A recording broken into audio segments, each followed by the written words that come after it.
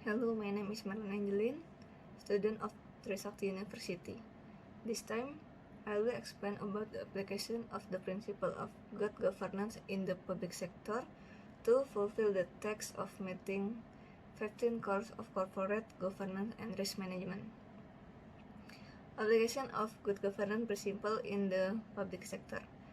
The principle that underlies the difference between the traditional concept of governance lies in the strong demand that the role of governance is reduced and that the role of the community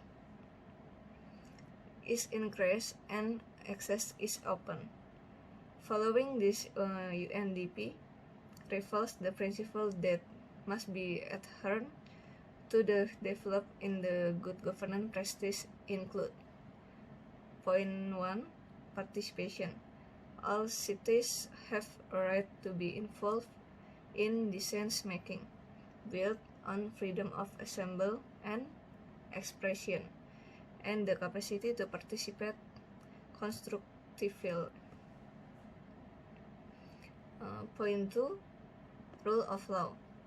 The process of realizing the ideal of good governance must be balanced with the commitment to law enforcement with the following characteristic: A. Rule of law. B. Legal certainty. C. Responsive law. D. Consistent and non-discriminatory law enforcement.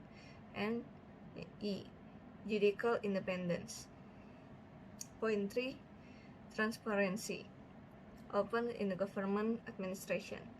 To eradicate KKN requires transparency in transaction and management of the state finance, as well as management of the public sector. Point 4. Responsive.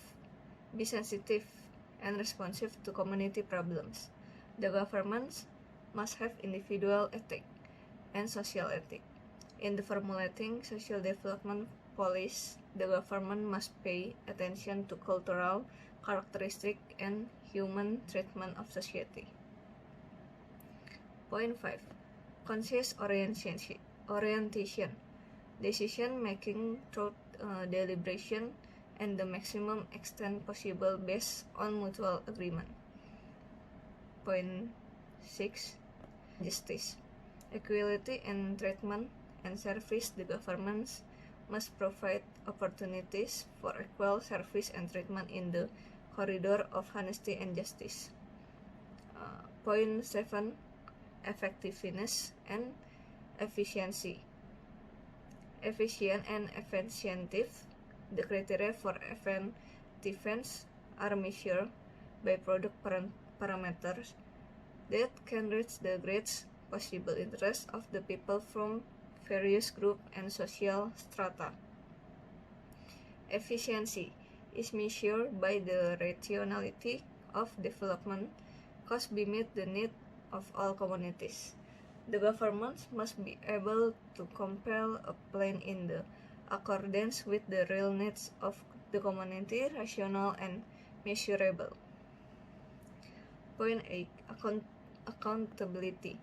The accountability of public officials to the community, which give them the authority to manage their interests.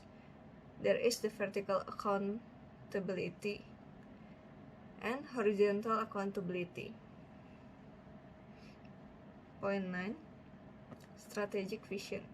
The strategic view for dealing with society by leaders and the public. This is important because every nation needs to have sensitive to change and predict future change due to technological advance, so they can formulate various policies to overcome and anticipate problems. In the regrets, the principle of good governance can be applied in all sectors by taking into account the government policy agenda for the next few years. Direct at 1. Monetary stability.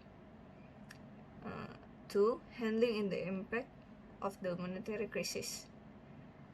3. Small and medium recapitalization, which is actually healthy and productive.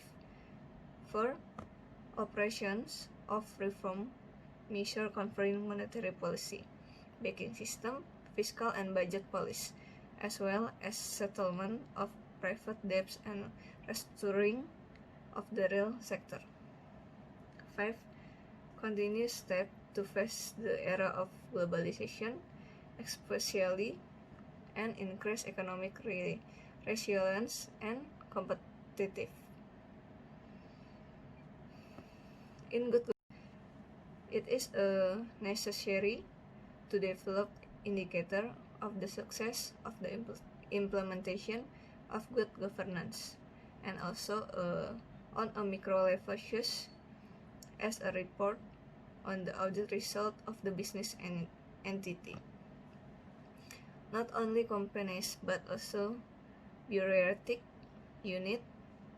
For example, the Institute for Public Administration has developed a module on measuring the performance and government agency and a module on evaluating the performance of government agencies. Thank you.